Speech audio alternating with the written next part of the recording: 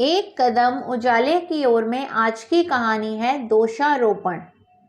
एक आदमी रेगिस्तान से गुजरते वक्त बुदबुदा रहा था, कितनी बेकार जगह है ये, बिल्कुल भी हरियाली नहीं है और हो भी कैसे सकती है, यहाँ तो पानी का नामो निशान भी नहीं है। तपती रेत में वो जैसे जैसे आगे बढ़ रहा था उसका गुस्सा भी बढ़ता जा रहा था। अंत में वो आसमान की तरफ देख झल्लाते हुए बोला, क्या भगवान, आप यहाँ पानी क्यों नहीं देते? अगर यहाँ पानी होता तो कोई भी यहाँ पेड़ पौधे उगा सकता था और तब ये जगह कितनी खूबसूरत बन सकती थी। ऐसा बोलकर वह आसमान की तरफ ही देखता रहा, मानो वो भगवान के उत्तर की प्रतीक्षा कर रहा हो। तभी एक चमत्कार होता है। नजर झुकाते ही उसे सामने एक कुआं नजर आता है।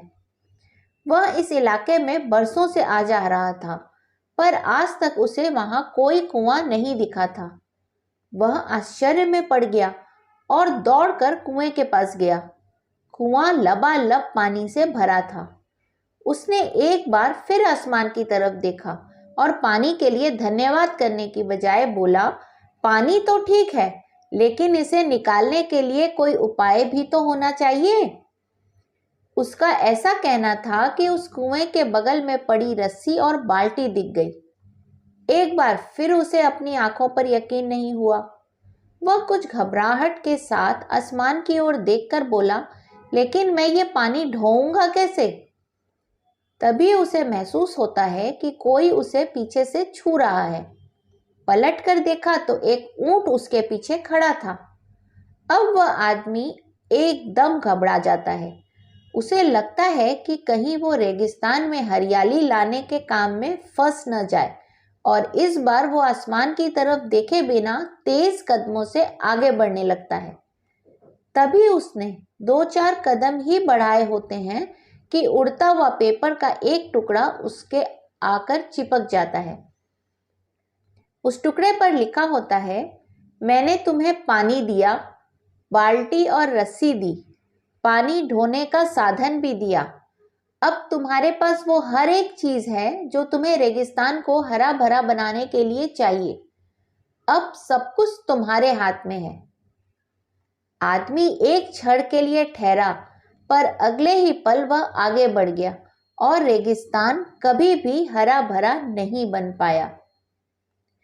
कई बार हम चीजों के अपने मन के मुताबिक न होने पर दूसरों को दोष देते हैं।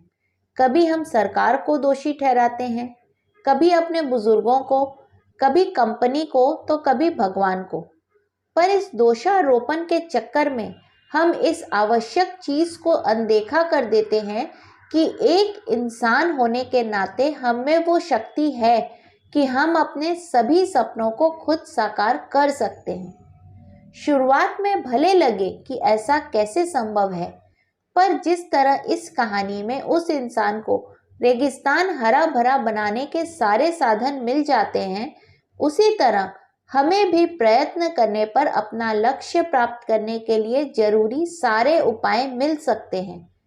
पर समस्या ये है कि ज्यादातर लोग इन उपायों के होने पर भी उस आदमी की तरह बस शिकायतें करना जानते हैं, अपनी मेहनत से अपनी दुनिया बदलना नहीं। इस कहानी का संदेश मेरे दृष्टिकोण से, हम शिकायत करना छोड़ें और जिम्मेदारी लेकर अपनी दुनिया बदलना शुरू करें, क्योंकि सचमुच सब कुछ हमारे हाथ में है। हरिओम।